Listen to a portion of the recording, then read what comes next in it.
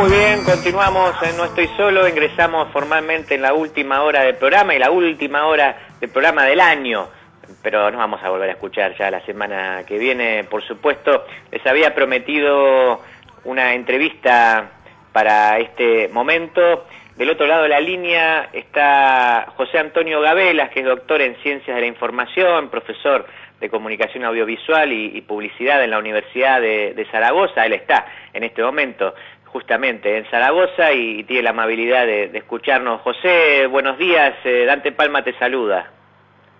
Buenos días, buenas tardes desde aquí, desde España. Encantado de saludarte, Dante, y de estar con todos tus radioyentes. Bueno, muchas gracias. Yo mismo pensé, cuando te dije buenos días, que me estaba equivocando, porque vos estabas unas 4 horitas más tarde allá.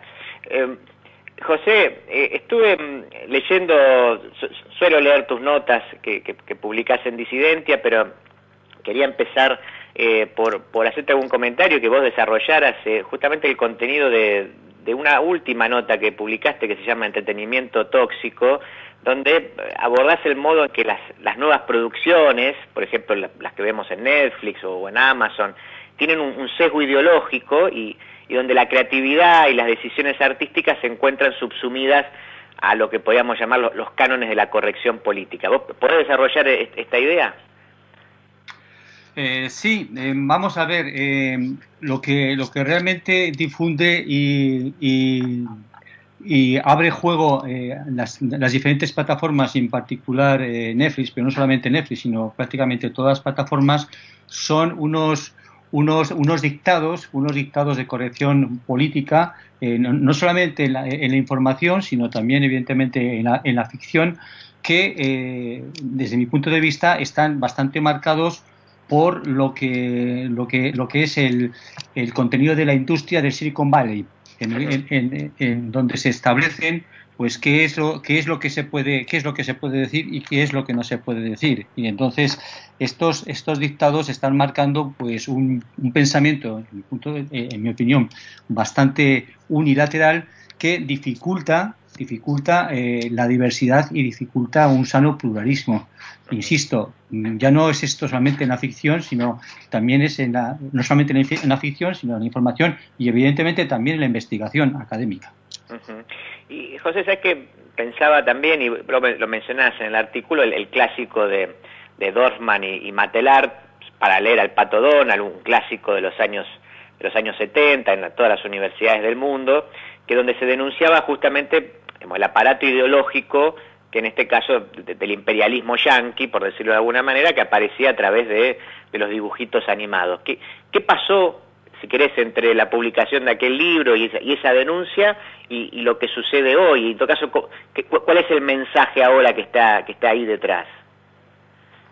Hay un elemento que a mí me parece bastante relevante, que incluso salió una conversación rápida en Twitter al hilo de este artículo con nuestro compañero columnista también de Disidentia, José Carlos Rodríguez, que me comentaba si en cierto modo estaba ocurriendo ahora, que si en cierto modo el análisis que yo hago en este artículo de lo que son los contenidos de ficción estaba reproduciendo lo que en su momento hizo Umberto Eco con Apocalípticos e Integrados. Me parece una apreciación bastante interesante y aunque pueda haber ciertos paralelismos, hay notables diferencias. Entre ellas está en que cuando Umberto Eco, para esas fechas aproximadamente de la publicación de Pato Donald, lanzó el célebre Apocalípticos e Integrados, Eco estaba su posición estaba perfectamente apoyada y avalada por el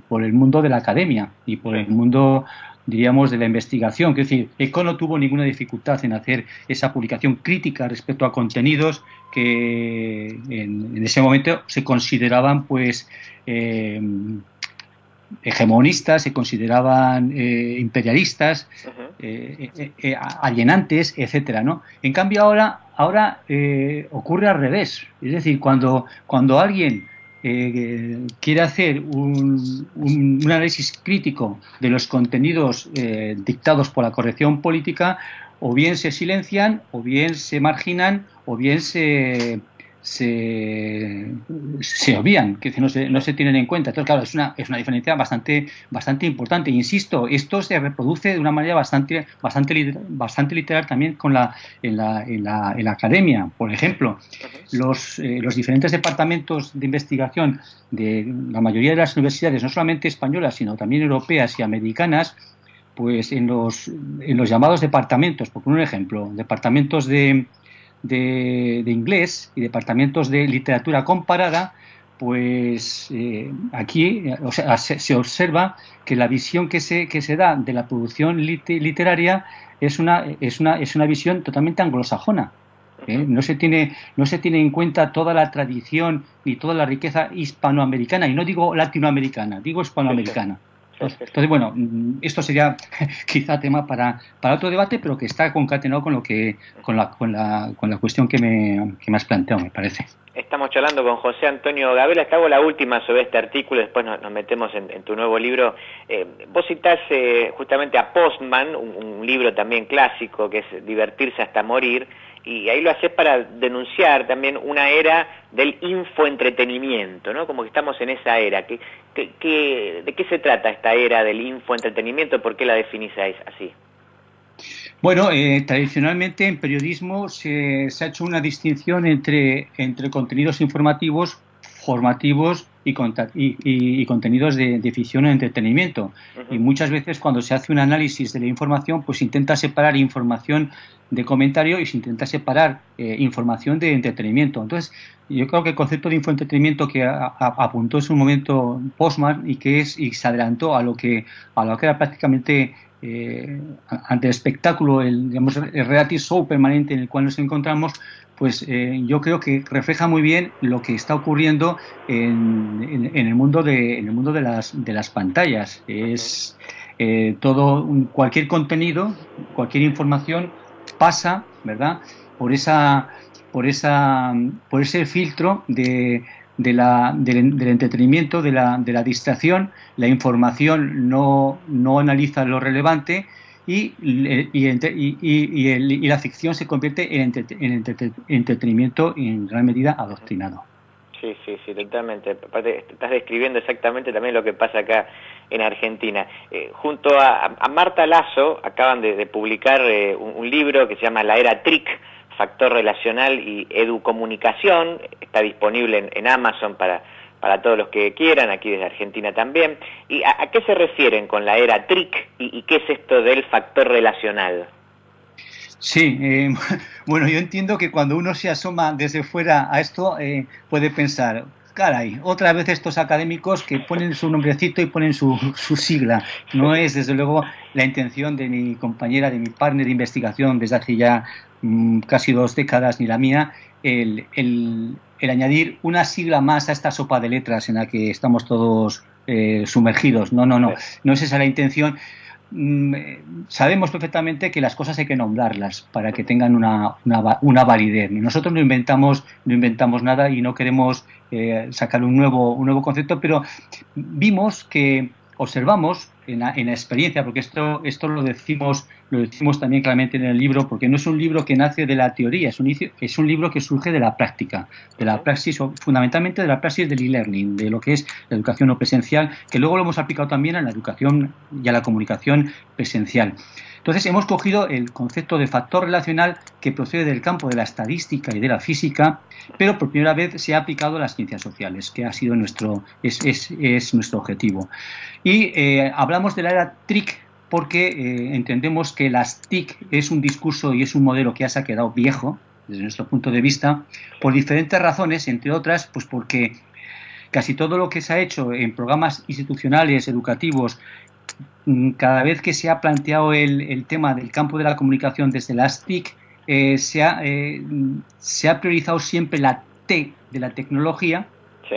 La I de la información se ha considerado prácticamente como un dato y la C de la comunicación ha quedado siempre bastante desplazada. Entonces pensábamos que esa R, ese factor relacional que hace que entendamos la comunicación y la tecnología como elemento relacional, lo hemos aprendido del ocio digital. En el ocio digital sobre todo esto se ve en los jóvenes, pero también en los adultos. Lo que realmente se está manejando es este factor relacional en el que todos entramos en conexión unos con otros y en el que también la información y el conocimiento que se puede trajinar y que se puede aprender es un conocimiento que también está en conexión, como de hecho ocurre con nuestro cerebro. Nuestro cerebro tiene dos hemisferios, pero que está permanentemente conectado. Entonces, esa diríamos conexión sináptica y esa conexión social es la que da sentido a ese factor relacional que entendemos que redimensiona la comunicación de esas TIC, donde ha quedado la C de comunicación bastante marginada. No sé si me he explicado algo. Sí. Ahora, la pandemia aceleró, digamos, el proceso de utilización de la tecnología y como nunca en la historia, nuestras relaciones y que se mostraron atravesadas por la tecnología, lo cual conllevaría, y si no corregime, según ustedes, a una especie de humanismo digital. ¿Cuáles serían las características de este humanismo digital? Lo principal es no perder el norte y ni perder el centro. El centro es, en realidad podríamos hablar de factor humano en vez de factor relacional, porque el factor humano es factor relacional. Entonces, es decir, no tiene sentido este esquema de la comunicación que ya desde Jacobson, Saussure y compañía, pues hablaba un poquito de emisor, receptor, etcétera. Eso está ya totalmente superado y el modelo de discurso TIC obedece a ese esquema conductista del planteamiento de Jacobson y Saussure de la comunicación.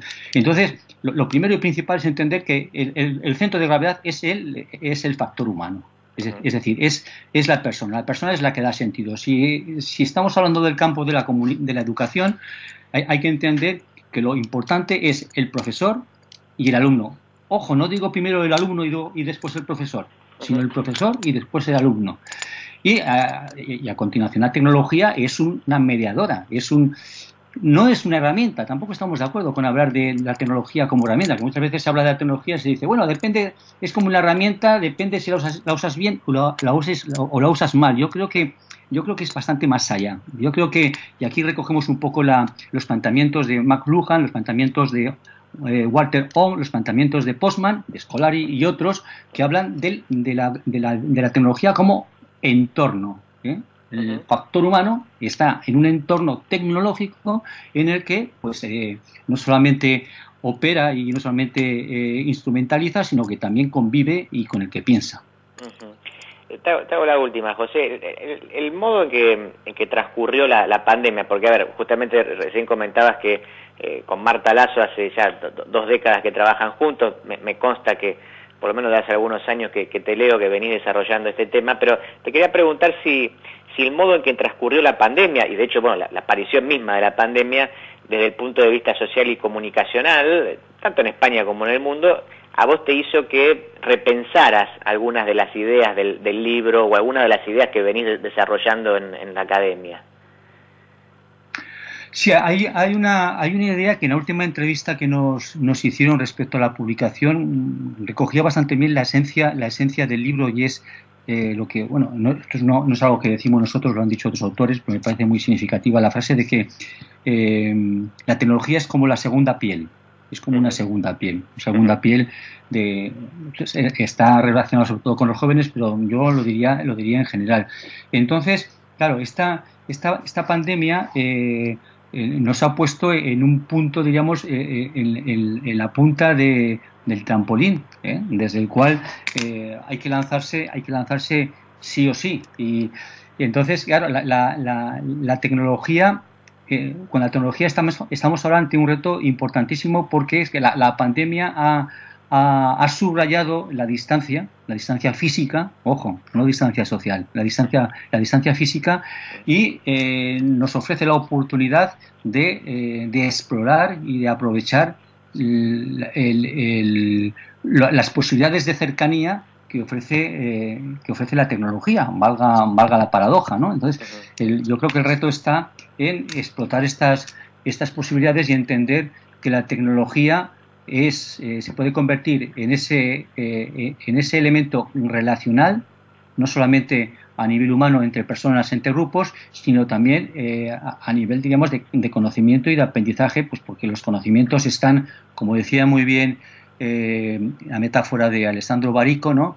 Hay que surfear. Ahora el conocimiento no se da en profundidad, ahora el conocimiento se da en la superficie, para bien y para mal. Esto nos llevaría a otra discusión, ¿verdad? Que no creo que sea el motivo del programa, pero evidentemente tenemos que estar surfeando y las conexiones se producen evidentemente en esa superficie.